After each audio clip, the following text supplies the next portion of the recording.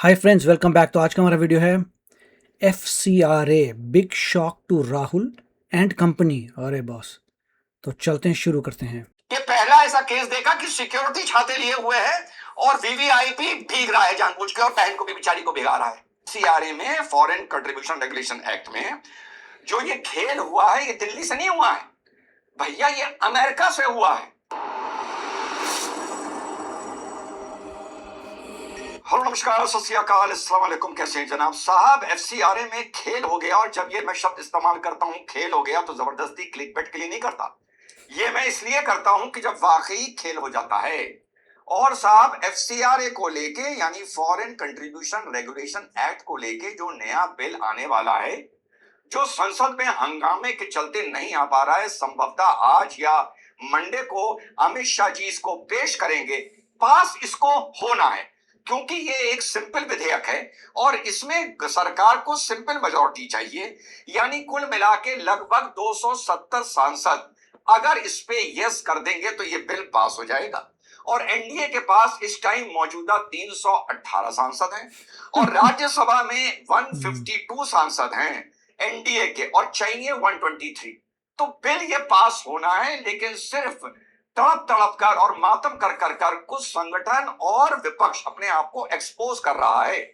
खेल क्या हो गया? खेल कोई यहां नहीं हो गया, खेल कोई दिल्ली में नहीं हो गया। अच्छा, दिल्ली से याद आया साथियों, हमारे डिस्क्रिप्शन में मेरे पिन कमेंट में यूट्यूब में इसका लिंक है। आप जो भी कल 8 तारीख को 12 बजे पार्लियामेंट स्ट्रीट पुलिस स्टेशन सम्मान भी और संवाद भी कार्यक्रम के लिए, सम्मान किसका? दिल्ली पुलिस का, आरएएफ का, जो एक सीआरपीएफ का एक दल है, उसके सम्मान के लिए प्लीज अगर पहुंच रहे हैं तो लिंक पर जाकर, और ये बारकोड है, इसमें जाकर अपने को रजिस्टर कर दीजिए। आपको फोन नंबर देने की जरूरत नहीं है, लेकिन अगर आप आ रहे हैं तभी, ताकि हमको एक आइडिया लग जाए, और बड़ी मेहरबानी होगी कि आप वहां पर आए। उस पुलिस को हम सम्मानित करने जा रहे हैं जिन्होंने छात्रों की आड़ में छुपे गुंडे जो पार्लियामेंट के ऊपर चढ़ना चाह रहे थे, उनको लठ बजा बजा के वहां से भगाया है। तो प्लीज आइएगा, माला लेके आइएगा, तिरंगा लेके आइएगा। तो साहब ये जो एफसीआरए में फॉरेन कंट्रीब्यूशन रेगुलेशन एक्ट में जो ये खेल हुआ है ये दिल्ली से नहीं हुआ है भैया, ये अमेरिका से हुआ है। This makes no sense. So why are we hiring American and international NGOs to go into other countries and run healthcare systems? If we're trying to help countries, help the country. America से, यानी सारी लड़ाई तो America ने ही settle कर दी। सरकार के पक्ष में पता नहीं क्या चुगलबंदी बैठी है। जैसा मैं हमेशा कहता हूं, अंदर ये सरकार पता नहीं क्या कर देती है, बाहर बहुत राइट टाइम चलती है। समझ रहे हैं ना आप क्या कर रहे हैं? अंदर पता नहीं क्या रायता बिखेर देती है। तो साहब मार्को रूबियो ने स्पष्ट कर दिया है कि फॉरेन फंडिंग जो किसी भी, भारत का नाम नहीं दिया, किसी भी देश में जा रही है, वो अब मिडिल मैन एनजीओ को नहीं जाएगी और डायरेक्ट सरकार को जाएगी, और सरकारी से उसका हिसाब लिया जाएगा। बहुत बड़ा डेवलपमेंट है। Very good. लेकिन अभी इसके the devil is in the details या the god is in the details, दोनों तरह से कहा जाता है। लेट अस सी कि ये चीज जब सामने आती है ये है क्या। लेकिन प्रथम दृष्टिया ये है कि खुद ही अमेरिका ने, मार्को रूबियो ने, इनको कुछ ना कुछ एहसास हुआ होगा, पता चला होगा। जैसे डोनाल्ड ट्रंप ने भी बहुत दिन पहले बोला था कि इतने बिलियन डॉलर्स लग गए इंडिया में चुनाव कराने के लिए, याद है आपको? बहुत पहले उसने बोला था। देखते हैं उन्होंने क्या रियलाइज किया है, और उनका जो बिल है वो बहुत महत्वपूर्ण हो गया है कि वो क्या सामने आता है। इसके अलावा साथियों, ये जो बिल आ रहा है ये जबरदस्त शिकंजा लगाने जा रहा है।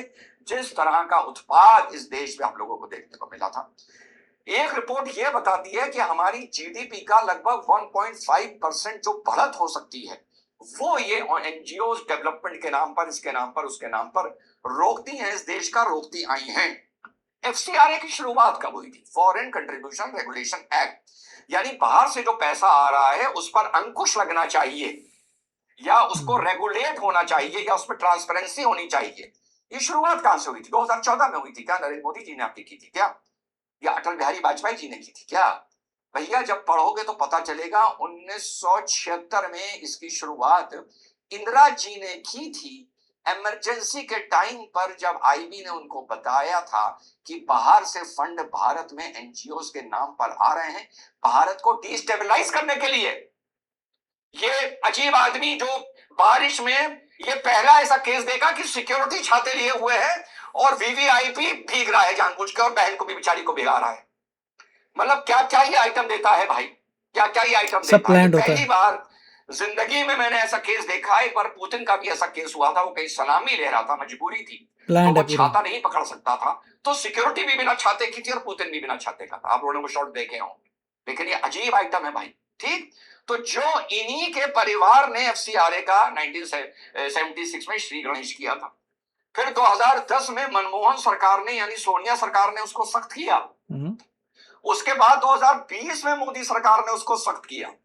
अब 2026 में हालात देखते हुए बहुत से ऐसे आंदोलन हुए रहस्य में, जिसके बारे में हम भी सुप्रीम कोर्ट में लड़ रहे हैं कि कब तक माफ करोगे इन देशद्रोहियों को। कोई किसान की आड़ में छुपा है, कोई किसी की आड़ में छुपा है, कोई स्टूडेंट की आड़ में छुपा है। ठीक, तो अब एक नया जो विधेयक आने वाला है, अभी वो आ नहीं पा रहा है, उसमें 3 चीजें और हैं। पहली तो यह है कि जो भी आपको पैसा आएगा, आपको उसका हिसाब देना, और हिसाब देने के बाद आपको उसने कहां आपने उससे खर्च किया। बड़े आसान भाषा में तोड़ के बता रहा हूं, आपने उसको कहां खर्च किया, ये आपको एग्जैक्ट बताना है, किस राज्य में, किस पर्पज से। कुछ गलत है क्या? कोई गलत नहीं है। उसके बाद धर्म परिवर्तन में अगर ये पता चल गया ये पैसा इस्तेमाल हुआ है, तो आपके सारे अकाउंट सीज कर दिए जाएंगे। Very good. लेकिन उन्होंने ये कहा है कि आपको अगर चर्च बनाना हो, कुछ भी बनाना हो, तो आप इसको, ये बिल इस चीज को नहीं रोकता है, लेकिन धर्म परिवर्तन को बढ़ावा अगर आप दे रहे हैं तो आपकी संपत्ति जब्त कर ली जाएगी, आपकी मान्यता रद्द कर दी जाएगी। इसमें मैं फिर भी चाहता हूं कि मैं सरकार को बैठ के समझाऊं कि धर्म परिवर्तन कोई चीज नहीं है कि आज ये मैंने बोला तुम्हारा धर्म परिवर्तन कराने के लिए। ये बात सरकार फिर नहीं समझ पा रही है। सोच रहा हूं जाके धरना दे दूं मोदी जी की सरकार घर के सामने। ये नहीं है, वो बड़ी सटल तरीके से होता है। वो इस तरीके से होता है कि अगर आप उस आदमी को पकड़ भी लोगे तो वो कहेगा ये बताओ मैंने जो बात बोली वो संवैधानिक नजरिए से क्या गलत बोली। अगर मैंने बोला, फॉर एग्जाम्पल बता रहा हूं, किसी गॉड को या किसी चीज को एड्रेस करके, आप समझ जाइए मैं ना, कि वो तुम्हारी रक्षा करेगा, वो ही तुम्हारे सब दुख दूर करेगा, उसने ही हमें तुम्हारी सेवा करने के लिए यहां भेजा है। लो रोटी चावल खाओ, लो सब्जी खाओ, लो दवाई लो। अब आप इसको क्या मानेंगे, क्या मानेंगे सरकार? सो ये मैं बहुत दिन से एज अ सोशल साइंटिस्ट बताता आया हूं, धर्म परिवर्तन इतना सॉफ्ट गेम है कि इसको ट्रैक करना बड़ा मुश्किल है। खैर, उसके अलावा ये भी है कि अगर आपकी मान्यता रद्द हो जाती है या सरकार आपकी मान्यता किसी कारणों से रद्द कर देती है, तो आपके जितने भी असेट्स हैं वो सरकार के कंट्रोल में आ जाएंगे। यहां पर फेक न्यूज से ये मिसगाइड किया जा रहा है कि सरकार उनको हड़प लेगी, नहीं, वो एक डेजिग्नेटेड अथॉरिटी के कंट्रोल में आ जाएंगे। जब तक आपका रजिस्ट्रेशन फिर से हो, जो हर 5 साल बाद होता है, या जो भी आप पे आरोप लगाए गए हैं वो जल्दी से जल्दी फ्री हो जाए, तब तक सरकार हड़पेगी नहीं। नौबत यह है साथियों कि अभी एयरपोर्ट पे एक बंदा पकड़ा गया था जिसके पास सैकड़ों क्रेडिट कार्ड थे फेक नेम्स पर, डेबिट कार्ड्स, जो पकड़ा गया था। और 6 महीने के पीरियड में 93 करोड़ रुपया अननोन लोगों ने बैंक से विड्रॉ करके कहां खर्च किया ये पता नहीं। लगभग 16,000 रजिस्टर्ड फर्म्स हैं, रजिस्टर्ड एनजीओज हैं जो एफसीआरए से साथियों पैसा उठा रही हैं। तो ये है डेवलपमेंट। बहुत ही बढ़िया वीडियो था, बहुत अच्छी तरीके से समझाया उन्होंने कि एफसीआरए जो है उसमें मेक श्योर कर रहे हैं कि अगर कोई भी कंट्री पैसा दे रही है तो एनजीओ को नहीं जाएगा, सीधा गवर्नमेंट को जाएगा। आपने प्रॉब्लम सॉल्व कर ली, क्योंकि एनजीओ खाते हैं, चाहे कुछ भी काम कर रहे हो दे विल ईट। मिडिलमैन नहीं चाहिए, स्ट्रेट एक गवर्नमेंट से दूसरी गवर्नमेंट को जाएगा, दूसरी गवर्नमेंट यूज़ करेगी, उसकी अकाउंटेबिलिटी देगी, ट्रांसपेरेंसी ओपन रखेगी। Very good process.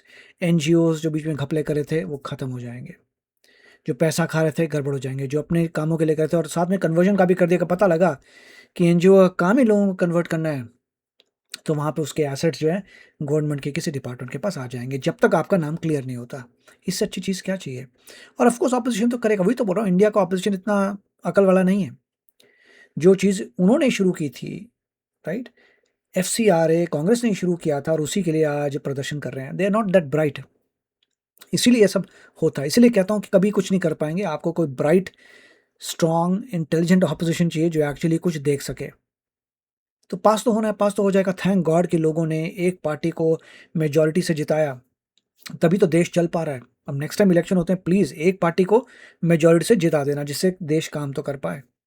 तो बहुत अच्छा वीडियो था। आप बताइए इसके बारे में आपके क्या विचार हैं। मिलेंगे अगली वीडियो में। Take care, bye bye.